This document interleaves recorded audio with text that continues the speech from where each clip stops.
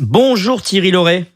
Bonjour. Merci d'être avec nous ce matin sur Marie-Timba. On est ravis de vous avoir. On a été un peu surpris de votre arrivée au FC Martigues. Qu'est-ce qui vous a séduit dans ce challenge martégal ? Déjà le fait que le club se retrouve en Ligue 2, je trouve que c'est toujours intéressant. Être dans les 36 meilleurs clubs français au niveau professionnel, c'est pas anodin. Donc c'est quelque chose qui me parlait. Je connais un peu Martigues aussi, l'histoire de Martigues notamment. Et puis surtout l'arrivée de Pierre Ventier à la tête du club. Voilà, je trouve que c'est un gage de sécurité. Donc je sais que les choses sont faites sérieusement. Ça ne veut pas dire qu'elles n'étaient pas avant. C'est simplement le fait qu'avec Pierre, les choses sont carrées. Et puis le fait aussi que j'étais au chômage et que j'avais des offres, mais à l'étranger, que c'est pas toujours fiable. Voilà, donc je savais au moins que là, ce serait quelque chose d'un peu plus fiable. Lorsque l'on regarde un petit peu votre parcours d'entraîneur, vous connaissiez parfaitement, on va dire, en tout cas bien ce championnat de Ligue 2. Vous avez vécu des choses intéressantes, de belles choses, notamment au Gazélec d'Ajaccio. On vous a pas oublié, Thierry Loret, du côté du stade Ange Casanova, vous savez, sur les hauteurs d'Ajaccio. On n'a pas oublié la présence de Thierry Loret, Strasbourg également, le Paris FC. En quelques mots, ce championnat de Ligue 2, il a évolué depuis quelques années.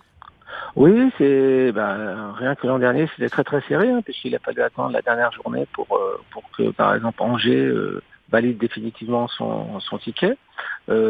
Pour descendre, c'était rude aussi. Donc il y avait 4 descentes. Cette saison, il n'y en aura que 2. Ça va certainement resserrer aussi un peu le niveau. Tout va être encore plus homogène. Entre le niveau national et le niveau Ligue 2, il n'y a pas un gros delta. Le gros delta, il existe surtout entre la Ligue 2 et la Ligue 1. Mais malgré tout, il y a un delta et donc il faudra tout faire pour pouvoir combler cet écart. Alors la reprise approche, des tests médicaux dimanche. Le staff technique, vous allez venir à Martigues accompagné de votre adjoint emblématique, l'ancien joueur de Montpellier, Fabien Lefebvre. Pas du tout. Non. Fabien veut mener une carrière de numéro 1. D'accord. Depuis qu'on a terminé notre contrat tous les deux au Paris FC, il a pris la décision de vouloir être numéro 1. Donc ça, c'était acté depuis plus d'1 an. Et non, je viens avec justement 2 anciens de Strasbourg aussi, avec qui j'ai travaillé pendant 5 ans à Strasbourg, un préparateur physique et un entraîneur adjoint. Et puis, je vais être heureux de retrouver Fabien Campioni. Fabien Campioni que j'ai connu à Arles-Avignon et puis Ibrahim Rachidi que j'ai eu comme joueur au Gazélec Ajaccio. Alors la Ligue 2, il faut des joueurs confirmés, un peu d'expérience, un peu de jeunesse.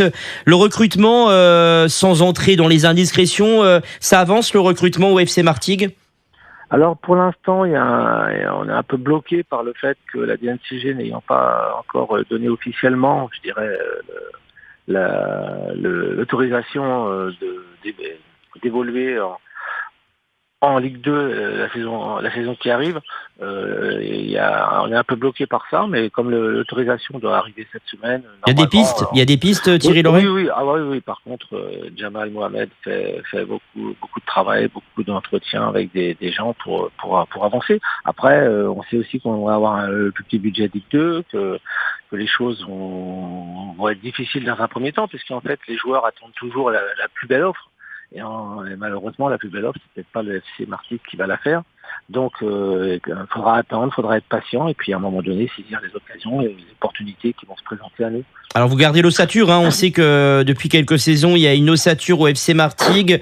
2 belles saisons consécutives en national. La dernière, c'est cette accession en Ligue 2. Vous allez garder l'ossature, hormis les départs de Emia et Zouaoui. On va garder l'ossature. Oui.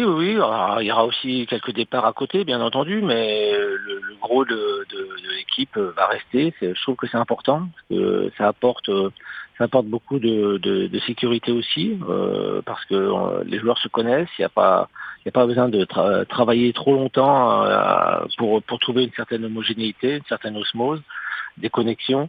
Donc, on va essayer justement de travailler avec cette base et ensuite apporter des petites touches à droite, à gauche, parce que vous l'avez dit, il y a des joueurs importants qui sont partis, des joueurs s'ils sont partis, c'est qu'ils ont été performants, et s'ils ont été performants, c'est qu'ils ont apporté beaucoup à l'équipe. Donc il va falloir trouver des remplaçants à ces joueurs-là pour améliorer le rendement de l'équipe, parce que même si l'équipe a terminé 2e et qu'elle qu'elle a été brillamment promue en Ligue 2.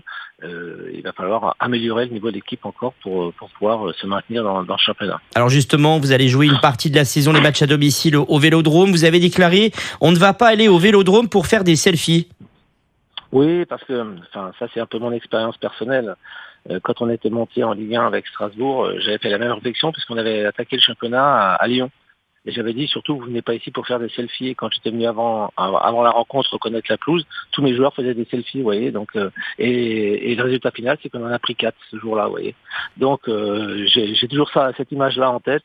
Quand on vient même je reconnais que l'Orange Vélodrome est un stade magnifique, mais on vient surtout pour y jouer un match professionnel. Avec 3 points en jeu, avec une équipe professionnelle en face, à qui il va falloir faire mal pour pouvoir l'emporter. Et on ne vient pas simplement pour se faire plaisir personnellement en faisant des photos. Les photos, si on a gagné le match, on pourra les faire après, il n'y a pas de problème. Alors quel message vous pouvez donner, Thierry Laurey, à tous les supporters Martégo, tous les amoureux du FCM qui ne parlent que de vous autour de la machine à café depuis votre arrivée? Quel message à tous ces amoureux du FC Martigues? Qui viennent nous aider, nous supporter, nous pousser, qu'on va tout faire pour justement leur donner du plaisir, leur donner des émotions, notamment on aurait aimé jouer à Turcan, mais bon, ce sera l'Orange Vélodrome, donc c'est quand même un lieu magique, faut le reconnaître. L'Olympique de Marseille a montré que dans ce stade, même si le stade sera pas plein, on en est conscient, qu'il pouvait y avoir des retournements de situation formidables. Donc à nous de faire vivre ces émotions-là aux supporters martégo, et puis surtout de leur faire voir qu'il y a une équipe qui compte bien défendre toutes ses chances cette saison dans le championnat de Ligue 2 et arriver à notre objectif principal, faut le reconnaître aussi, qui est simplement le maintien. Merci beaucoup Thierry Laurey d'avoir été avec nous ce matin sur Maritiment. On vous souhaite bonne chance et plein de bonnes choses avec le FC Martigues cette saison.